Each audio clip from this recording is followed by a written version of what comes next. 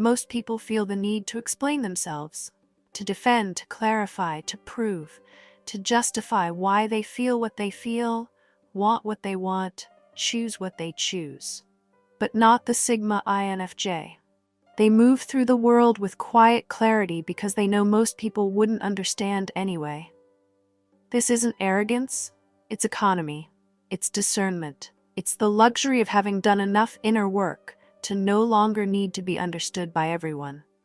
This video isn't about silence as avoidance, it's about silence as power. Here's why the Sigma INFJ doesn't explain themselves and why they don't owe you that explanation in the first place. Part 1. They've already had the conversation in their head. By the time a Sigma INFJ chooses not to explain themselves to someone, they've already explored the entire dialogue internally. They've imagined the questions, they've anticipated the objections, they've predicted the emotional reactions, yours and theirs, and they've come to the conclusion that the conversation would cost more than it would give. Explaining themselves isn't a simple act of sharing. It's an energetic exchange, one that requires emotional labor, time, and vulnerability.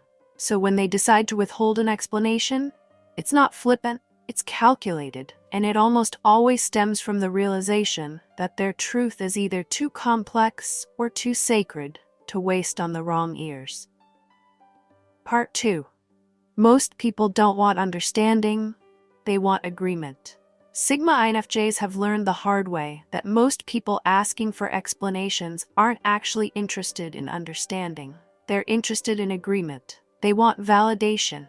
They want compliance. They want the Sigma INFJ to justify a boundary so they can find a way around it. But Sigma INFJs don't engage in debates where the outcome is already predetermined. If someone asks why with curiosity, they might share. If someone asks why with entitlement, they won't. Because they know the difference between someone who wants to connect and someone who wants to control the narrative. They don't explain themselves to the latter. They simply step back. Part 3. Their self-understanding is already solid. Many people over-explain because they're insecure. They need others to reflect their choices back to them with approval. They speak in excess because they're still unsure inside, not Sigma INFJs.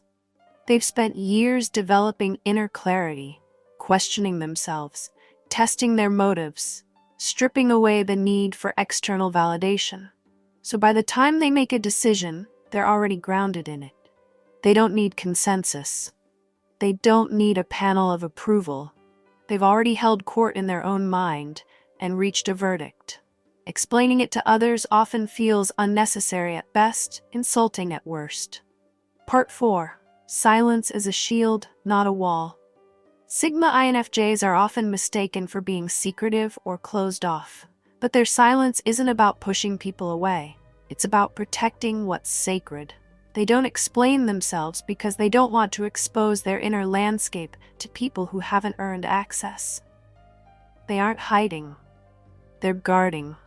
There's a difference between a wall built from fear and a boundary built from self-respect. The Sigma INFJ's silence says, I am not withholding. I am honoring what you may not be ready to hold. And they're okay with being misunderstood if it means staying true to their inner world. Part 5. The explanation would be too deep for the situation. There are moments when explaining would require hours of backstory, years of context, layers of meaning that don't fit into surface-level conversations. How do you explain that your decision to leave wasn't about anger, but about spiritual misalignment? That your silence isn't rejection, but emotional preservation? That your distance is actually a sign of respect for your own nervous system? Sigma INFJs carry truths that don't fit into neat sentences. Their decisions are rarely impulsive. They're often born from long cycles of observation, intuition, and internal dialogue. Trying to squeeze that depth into a casual explanation feels shallow, so they don't. Not because they can't articulate it, but because some things lose their meaning the moment you try to simplify them for mass consumption. Part 6. They know their intentions, and that's enough. Intentions matter deeply to the Sigma INFJ. They don't move from ego, they move from alignment. And because they take such great care to act from integrity, they don't feel the need to convince others of their motives. If someone misunderstands their silence, their boundary, their absence, that's unfortunate, but not a crisis.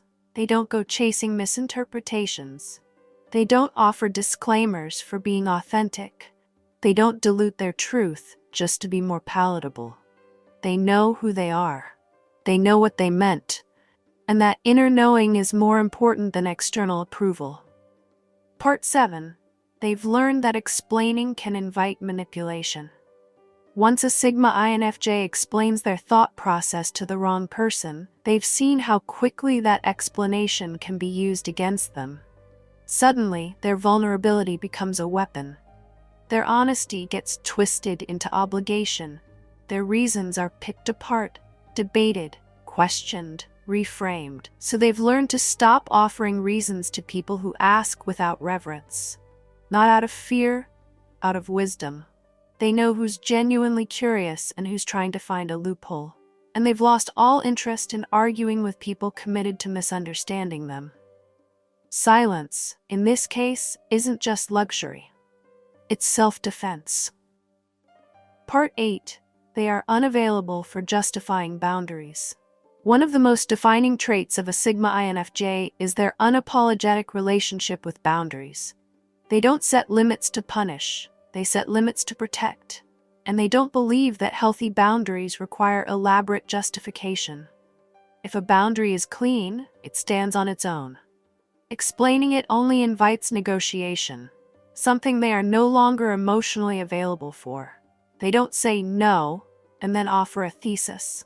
They say no and let the silence speak for itself.